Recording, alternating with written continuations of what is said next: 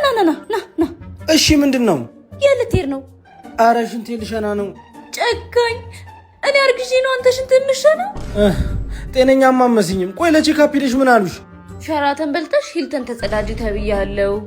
ፓሪስ ኬክ በልተሽ ሳሪሽ ሻይ ጠጭ ተብያለሁ። በዛ ላይ ሜኒኪዩር እና ፔዲኪዩር አብራችሁ ተሰሩ ተብለ። ሜኒኪዩር? አሁን የት ነው የምትወስደኝ? ሌላ ዶክተር ጋር። እሺ ጉርሻ ማረኝ። ጉርሻ አሁን ይዤ እመጣለሁ። ሱማናለህ ሃፒ አወር ሃፒ ላይፍ።